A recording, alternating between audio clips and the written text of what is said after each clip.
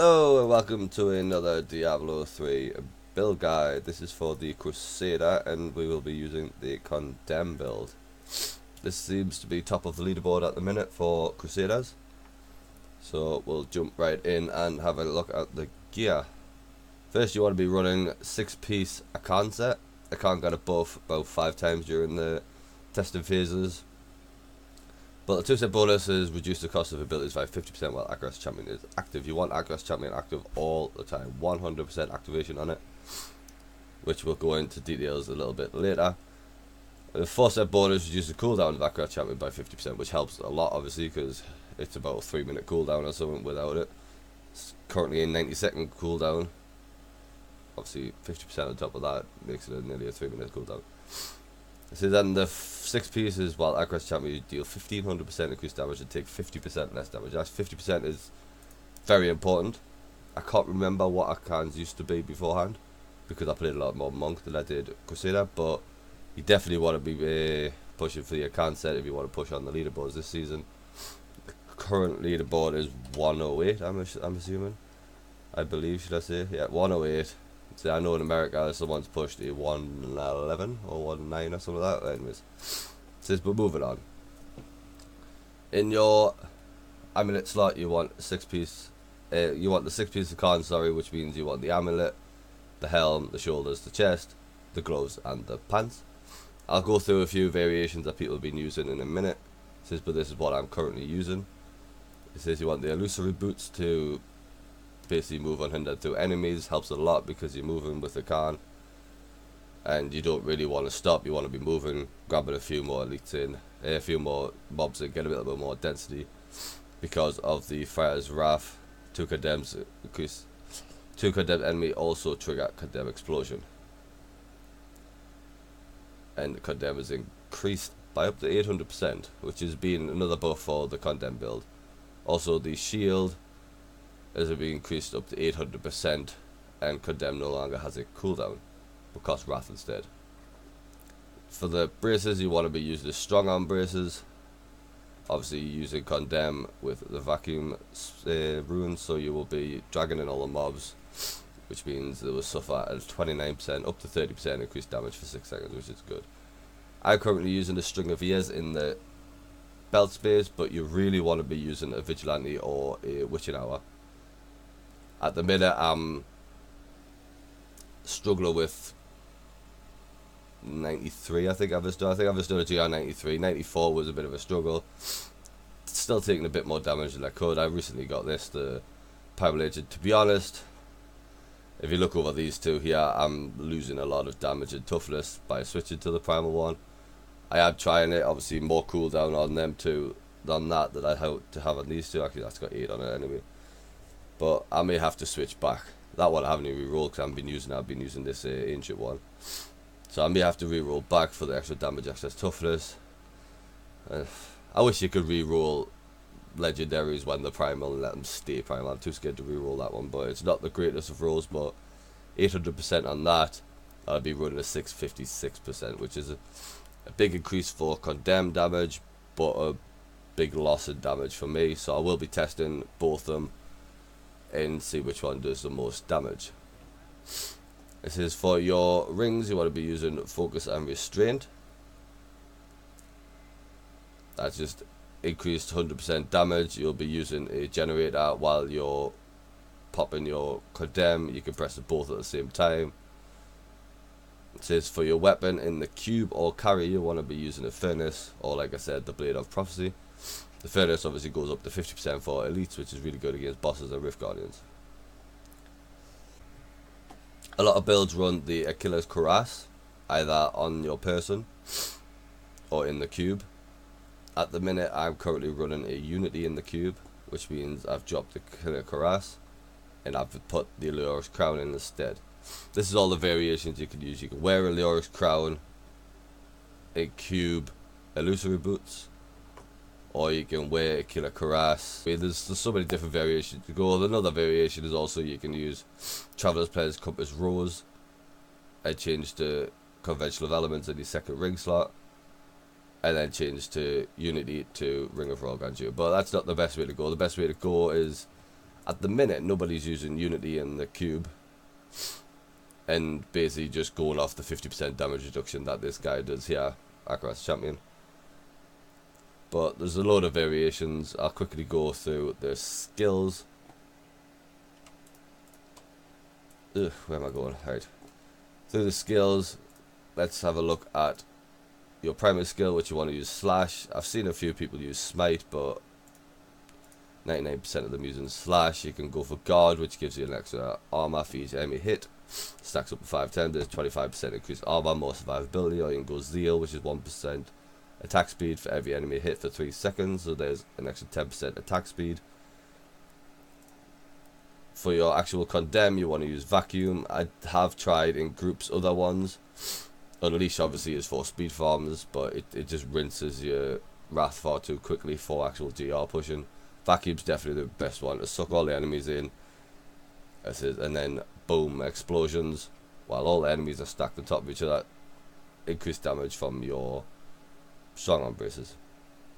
You want iron skin, steel skin. I've seen a few people run flash just for the extra movement speed, but it's not really needed. But steel skin seems to be the way to go. 7 seconds for 50%, absorbing 50% of all incoming damage, which is amazing for 7 seconds. The cooldown itself is only 30 seconds. Add on to a bit of CDR, you're going to drop that down to 20 seconds or so. So basically you got 10-14 seconds worth of damage to take during that time. For your provoke, there's been a lot of people using basically 3 or 4 of these runes. I use cleanse at the minute just for the additional life on hit. This is because I am hitting with my generator, my slash, and survivability is still a bit on the hard side for us. So yep, I'm running cleanse at the minute. I've seen people use too scared to run, which is attack speed reduced by 50% and movement speed slowed by 80% for 4 seconds. Movement speed is not a massive amount because you'll be running a Bane of the Trapped, so already movement speed is on the enemies, but that's what I go for. This is the big one that a lot of people have been using, is charged up. For 4 seconds after casting provoke, any damage you deal will also deal 50% damage as lightning. I'm a little bit confused by this because none of your skills do lightning. You've got no increased lightning damage, but it's more damage, which is the bottom line. It is more damage, 50% increased weapon damage as lightning. So that's added on to whatever damage you're doing already. And then also you can use hit me, which is 50% block chance for 4 seconds after casting provoke. This is basically your wrath generator. You don't need a Jeff, and I know I'm using slash to generate wrath, but you don't need it. This is your wrath generator. Laws of justice with immovable object. Your passive law of justice, recite the law granting you and your allies 140 increased resistance to all elements. Solid. It says then when you activate it, granting your allies 490% increased resistance for all elements for 5 seconds. With immovable object, you empower the law. Also increases armor for you and your allies by 7,000 for 5 seconds. It's a lot of armor, a lot of damage reduction. The cooldown is 30 seconds again. CDR comes into it. That obviously gets lowered a little bit more. And then the big one for this spec is Aggress Champion Profit. 150% increased armor while Aggress Champion's up, which means 100% Aggress Champion time.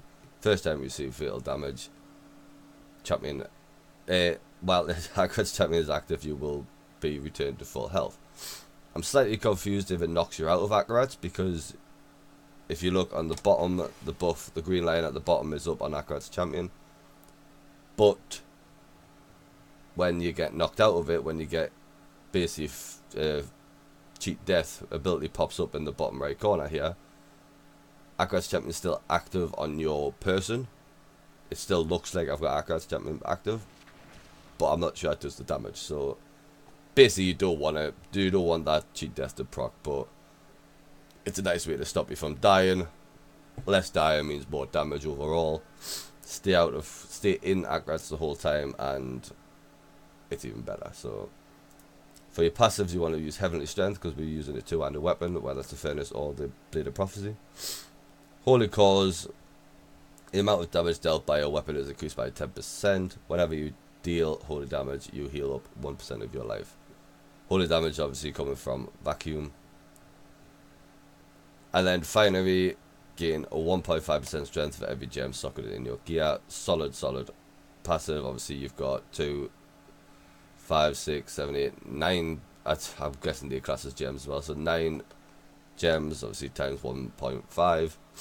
Nearly extra 50% damage basically. And indestructible is another cheat death. Something's been really frustrating us with this indestructible because, like I was saying earlier, Aquas Champion, that's a cheat death. For some reason, Aquas Champion always procs first for me. Why would you give us an ability that's going to basically hinder my whole run by proccing that first and not that basically?